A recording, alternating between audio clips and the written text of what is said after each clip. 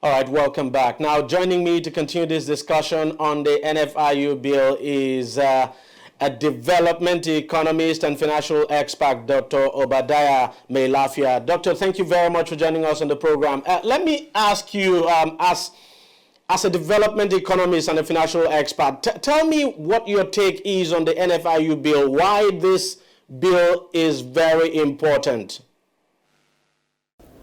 Well, it's an extremely important bill before our National Assembly because so much is at stake, the reputation of Nigeria, and even the risk of and the prospect of being suspended from the Egmont Group. The Egmont Group is a supervisory council of about 131 member states who set standards for the Financial Action Task Force on controlling illegal movement of money so as against money laundering and terrorist financing and other forms of illegal movements of money across the world. It is the body that regulates this and advises the Financial Action Task Force of the United Nations. What impact do you think the NFIU could have now in terms of checking terrorism financing, considering the kind of challenge Nigeria is going through at the moment? I'm talking in the light of the Boko Haram insurgency, for instance. Well, we hope that it will be more efficient. As you know, it was housed at the Economic and Financial Crimes Commission, the EFCC, and the Egmont Group are of the view that this is anomalous. It is normally supposed to be housed in the Central Bank of Nigeria, where most of these transactions are directly monitored with the softwares to monitor them. And you know, this is the Financial and Apex Monetary Authority, and it is more appropriately to be housed there rather than the Economic and Financial Crimes Commission.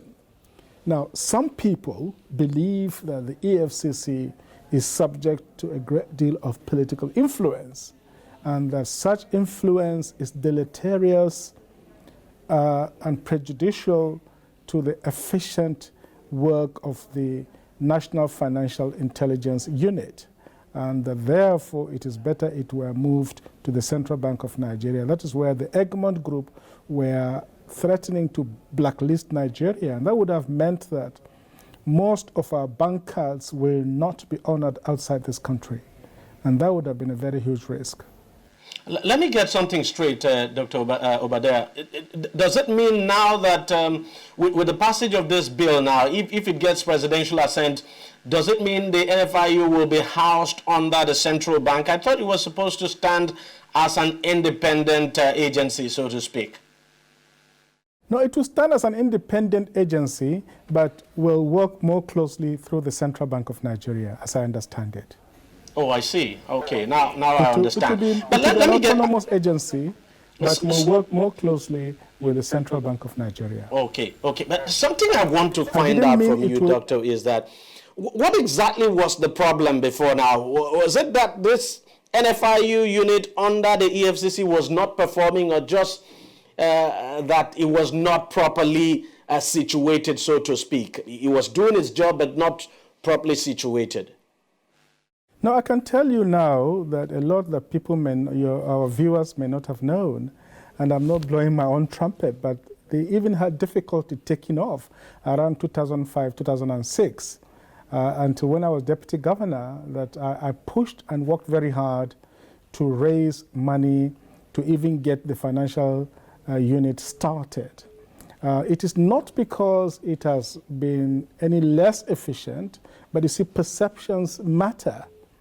Perceptions that the EFCC is very much subject to some form of political influence, whether for good or for bad, and that putting the NFIU there is prejudicial to the objectivity of the organization. I think that was really what informed the pressure being put by the Financial Action Task Force and the Egmont Group.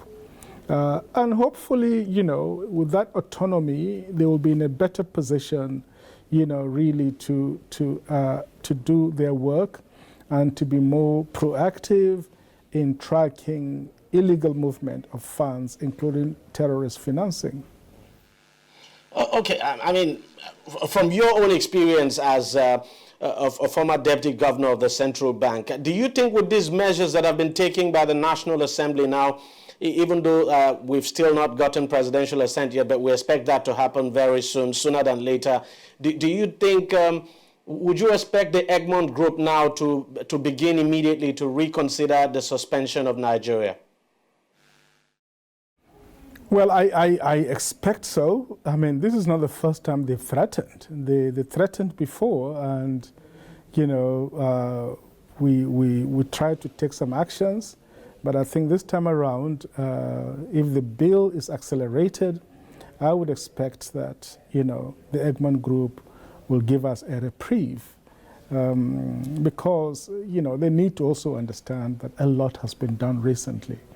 The government, the central bank, the EFCC have been more steadfast in monitoring illegal movements of funds. The BVN has done extraordinarily good effect, has had good effect, you know, on illegal and you know, other forms of fraudulent transactions, including terrorist financing. But still, a lot more needs to be done. So going forward, I mean, finally now, can you think of anything at all that would want to prevent the president from signing this bill into law? Can you fathom any reason at all? Well, I hope not. I don't foresee any problem that will prevent the president from assenting, for giving his assent to this bill. I'm sure that they would have discussed, you know, behind the scenes before we got to this stage. And the whole economy of this country, the whole financial system, is anchored on, you know, international transactions. So I think it's in everybody's interest to accelerate and expedite action so that really we get a reprieve from the Egmont Group. And I think the Egmont Group on their part should be a little bit more understanding. There are worse countries in the Caribbean and elsewhere where people are openly, even the state is involved in, you know, in money laundering, in drug activities, and they don't get this kind of threats. But the Egmont Group, more than once in a few years, has chosen to issue this kind of you know, pontifical threats, and it is not in anybody's interest. But it is a good warning, and we should, you know, wake up and take responsibility. Dr. Obadiah Melafia, a former deputy governor of the Central Bank of Nigeria, development economist and financial expert, thank you very much for sharing your thoughts with us on this issue. Great pleasure to be here. Thank you, sir. We'll take a short break and we'll be right back. On DEJI360, we don't just ask the questions. What is wrong with amending the Constitution the way the National Assembly members have been doing it? We seek answers. The Constitution is constituent. Our problem is not lack of laws. Our problem is lack of the willpower to implement our laws. Answers that provide clarity. While we negotiate, we should try to make it a point that the girls must be complete. The clarity you need to make informed judgment so that you can make the right decision and take action. People are saying it is you politicians that are responsible for this, that you are the reason why this is happening. All these dollars that call themselves governors in this country. I wish we had people like Tony at the National Assembly. God forbid that I go to join that panel.